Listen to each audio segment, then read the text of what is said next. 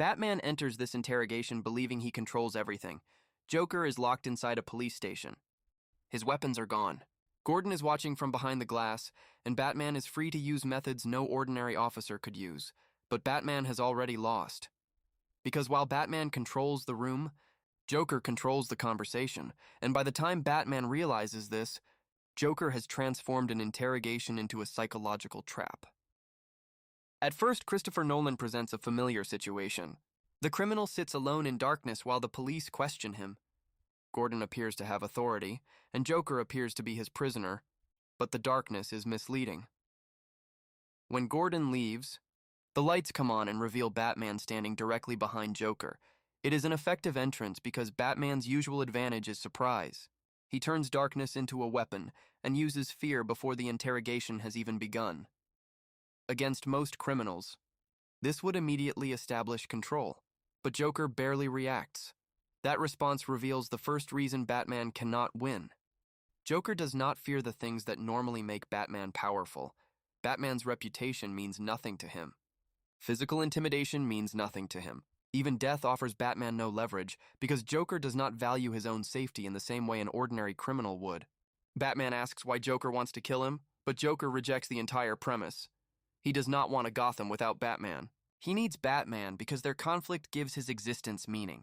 In his words, Batman completes him. This is not simply admiration. It is Joker redefining their relationship. Batman sees himself as the hunter, and Joker as his target. But Joker describes them as partners to opposing forces trapped in the same game.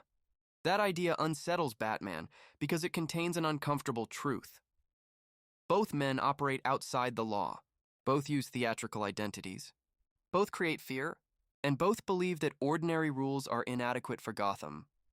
The difference is that Batman creates rules for himself. Most importantly, he refuses to kill. Batman believes this rule separates him from people like Joker. And morally, it does. But inside this room, Joker recognizes that the same rule can be used against him. Batman can hurt Joker. But he cannot go all the way. That gives Joker something Batman does not have: certainty. He knows exactly where Batman must stop. Batman grabs Joker. He throws him across the room. He attacks with increasing force. Normally, violence ends an interrogation by breaking the prisoner's resistance. Here, it does the opposite. The more violent Batman becomes, the more satisfied the Joker appears. Every punch is supposed to demonstrate Batman's control. Instead, it demonstrates his frustration. Every threat is supposed to frighten Joker. Instead, it proves that Joker has successfully entered Batman's mind. Joker remains psychologically focused while Batman becomes more emotional. Then, Joker introduces the one subject capable of breaking through Batman's discipline: Rachel. Until this moment, Batman has been interrogating him as Gotham's protector. But when Rachel is threatened, Bruce Wayne's private fear takes control. Joker does not need to discover Batman's identity to understand him. He only needs to identify what Batman cannot afford to lose. Rachel represents Bruce's hope for a life beyond Batman.